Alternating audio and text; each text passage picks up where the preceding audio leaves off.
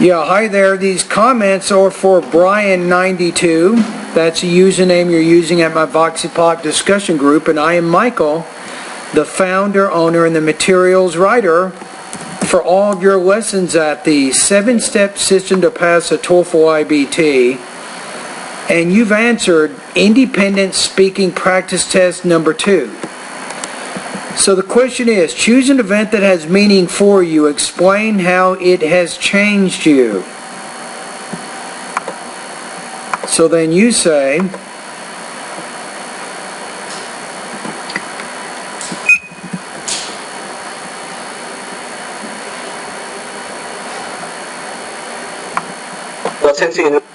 here we go. Graduating from high school was an important event because after that I started to have more responsibilities, like to live alone in my university and to attend to university meetings. First, to live alone. Okay, let's go back to your topic statement there. And to attend to university meetings. First, to live alone changed my life because I began to do more home tasks. For instance, when I lived with my parents. Now, intelligibility not completely clear on this, so you're having some word stress shifts.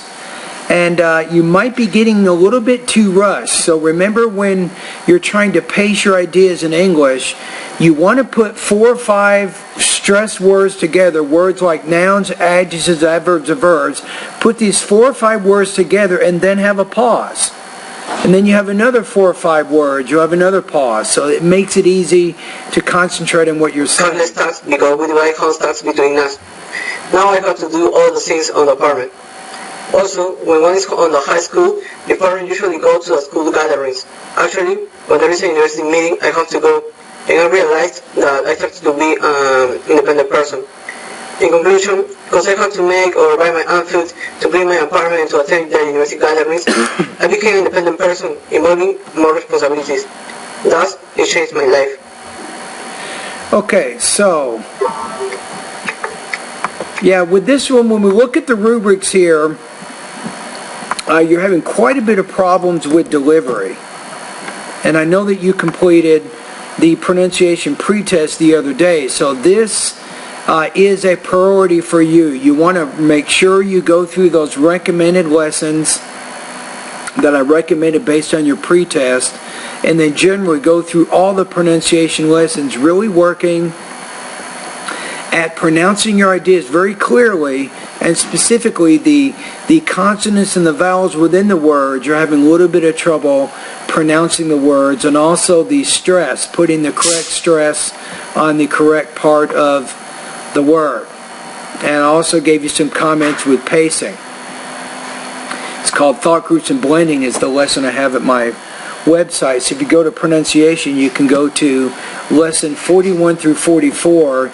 It'll give you some general tips on how you can improve your thought groups and blending when you're speaking English. So where do you go from here? So the next response that you do, I want you to take a little bit more time putting it together. Even if you can write out the entire response. Make sure you have all the appropriate grammar and the vocabulary, everything is correct, and then practice it several times, and then work on the idea of thought groups. That means put 4 to 5 what we call stress or content words together, and content words are defined as nouns, adjectives, adverbs, and verbs. So put those 4 or 5 words together, then you have a pause, another 4 or 5 words followed by a pause, and remember that every thought group except the last thought group in the sentence, you typically will have a half-pitch rise at the end of the thought group. Then when you get to the final thought group in the sentence, that's when you drop your intonation a little bit. So then we know that you're done with that idea. So that might help us, it might help me better understand the ideas that you're trying to communicate. Okay, on this one, I think a lot of delivery issues. I think maybe even some topic development issues with, and what you can do there, if you go to speaking lesson number 7, I have some good tips on how you can more coherently organize your ideas. So your score here, I'm going to put you at about 2.3 out of 4, or 18 points out of 30 on this practice test.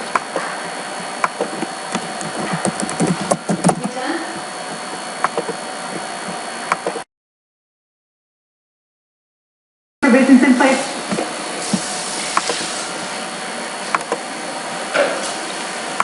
Yeah, hi, these comments are for Migdal Maida, and I am Michael, the founder, owner, and the materials writer for all of your lessons at the 7-step system to pass a TOEFL IBT. And you completed integrated speaking practice test number 12. So this is casual. I think we're doing with listening, speaking, casual. So you're talking about a listening passage.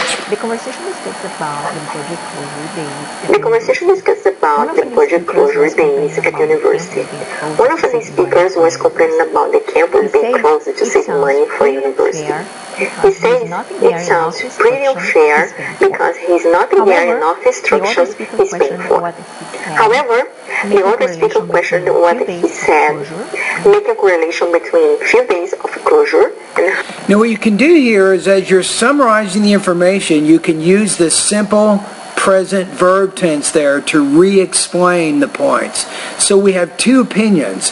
One student has opinion about the budget closure days. A second student has a differing opinion about the budget closure days. So as you explain those opinions, use the simple present. So you'll say things like, well, the first student believes, or on the other hand, the other student says or argues that. So you can explain it that way, and that makes it more of a summary. And that way you're not having to worry about going back and forth from present to past tense verbs. Higher tuition fees. She said the tuition fees would increase twice if there was not budget closure days. Automatically after she said that, the guy changed his idea. Okay, let's go back. Now this is a little complicated. Let's see what you just said there. If there was not budget closure days. Make a correlation between few days of closure and higher tuition fees. She said the tuition fees would increase twice if there was not budget closure days. Automatically after she said that. Okay, so let's make sure we're understanding this. So you're using the past tense to talk about a present impossible situation. So she's saying if not for the budget closure days, the tuition would be twice as expensive as it is now. So you can do that. So I like that. That's actually pretty good control, I think, of your grammar there. So you're definitely using a little bit more advanced grammar as you're talking about a hypothetical situation. The guy changed his idea and said he would take these days to do homework or preparing for exams, once the event is always temporary. Yeah, for some reason you don't like to speak for 60 seconds on these things, am I right? All right, let's take a look at the rubrics here for the integrated speaking. Okay, overall I think you had a fairly complete, I think accurate response about the information, so I think generally pretty good control of your language use. Delivery, you had some minor issues with some intelligibility parts of your response, but overall I can understand what you were saying. The question is, would you get a 4 on this one? I'm going to say probably not, based on some minor delivery issues. So I'm going to put you at about 3.0 out of 4, 23 points out of 30 on this practice test.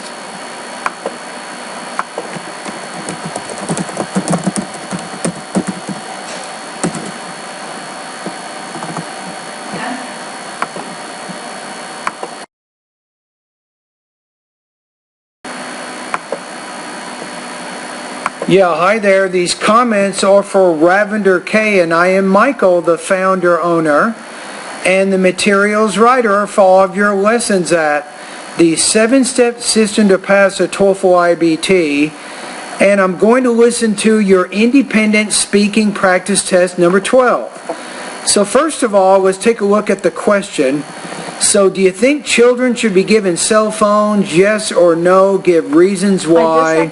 So let's hear your response to this question. I disagree with the statement that children should be allowed to bring cell phones in school because this will develop unhealthy competition among children, and children will waste a lot of their precious time. First of all, now that second point, I'm not exactly sure about. Can we go ahead and listen to it one more time? I want to just double check your intelligibility. I disagree with the statement that children should be allowed to bring cell phones in school. Well, you're saying they should be allowed to bring cell phones to school. The question says, do you think children should be given cell phones? It has nothing to do with school, but should they have cell phones? It's not saying should they be allowed to bring them at school. That's a whole nother issue. So I think you might be reading into the question a little bit too much. Because this will develop unhealthy competition among children. Okay, now you have unhealthy competition among children. And children will waste a lot of their precious time. First of all, it's that last idea, I'm not exactly sure what you're saying there. Now remember, I'm 50 years old now, so my ears don't work as well as they used to, but I am having trouble with that second point. Bringing cell phones in school will develop unhealthy competition among children. The children from a higher economic status will bring the expensive cell phones and flaunt in front of the children who cannot afford. And this will develop complex feeling among children of a lower strength. Okay. Second of all, children will play video games and they will play the different apps and hence will waste a lot of precious time. Now you're just stating a fact, but say children should not be given cell phones because they'll waste valuable time on playing video games. So don't just state a fact, but make what you're saying connect back to the purpose of the speaking task. That gives you a little bit more coherent organization. So, for prompting and for wasting time, I definitely disagree with the statement. Yeah, so your second point, you didn't support it very well, but you did support your first point. You talked about how rich children can go to school with cell phones, expensive cell phones, and then the children who don't have them will be under pressure to buy them, and it creates unhealthy competition, right? Okay, let's take a look here. So delivery, there are some problems with your delivery, so keep working in the pronunciation area of my course. That will help your intelligibility greatly. Topic development, I think the second point wasn't supported very well, but you did have a fairly clear organization of ideas. I did give you a suggestion of how you can connect the second idea more coherently back to the speaking task, right? So I gave you some suggestions there. If you want some more ideas on how to be a little bit more organized in your speaking, you can go to my speaking lesson number 7, which will give you some great tips on how you can organize ideas with this kind of speaking. Your score here, still your speaking is pretty good, but I'm going to put you in the 2 range. 2.83 out of 4, 22 points out of 30.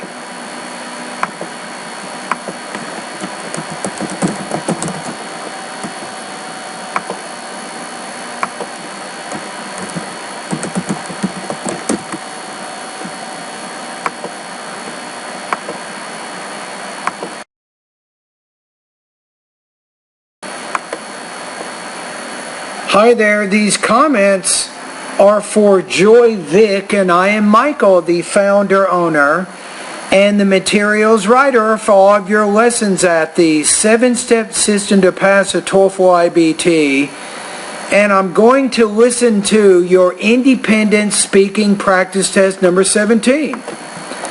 So with this one, it says, do you prefer living in the same place or do you like to move around a lot? So pretty simple question, so let's hear how you answer this question. Moving around is preferable because I have met new things and have met great friends. For example, my husband's job moves him from one country to another, and in the process we have moved to over 30 countries in Africa. We have met great friends that has contributed positively in our lives. Secondly, moving around exposes us to different languages. So far you're pretty organized. My only issue right now is the use of the present perfect in the beginning. So since you move around a lot, is preferable because I have made friends. I would just say because I can make friends. I would not just talk about it in the present perfect, but just talk about it more in the present. Then once you get into your response and then you start giving specific examples, then you can use, I think, the present perfect. I think that would be more effective. So what am I saying? The simple present tense probably works better in the introduction as a topic statement. But the present perfect is going to work better as you give specific examples of friends that you have made while moving around. Which is why I am a polyglot. For those reasons, I prefer moving around. Okay, let me listen to it one more time. Moving around is preferable because I have learned new things and have met great friends. For example, so you say those as 2 points, but really you're talking about the same thing, so it's kind of redundant. So I don't know that you need both of those points. So basically you're saying that you can meet people or you can make friends if you move around a lot. That's the idea. my husband's job moves him from one country to another, and in the process we have moved to over 30 countries in Africa. We have met great friends that has contributed positively in our life. We have met good friends or we have made good friends. I'm not sure what you're saying. I would probably say we have made good friends. Secondly, moving around exposes us to different languages, which is why I am a polyglot. For those reasons, I prefer moving around.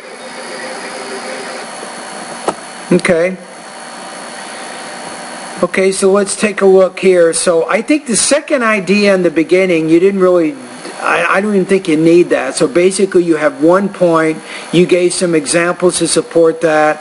So I think maybe some minor language use issues between I met friends, I've made friends. I would say I made friends, not met friends, unless you're talking about someone that you already know. So maybe some minor issues there, some minor delivery issues. Topic development was actually pretty good, but the one thing that kind of confused me a little bit was in the beginning you stated those 2 points, but really they're essentially the same thing. Okay, your score here, it's still a pretty strong response. I'm going to put you at 3.0 out of 4. 23 points out of 30 on this practice test.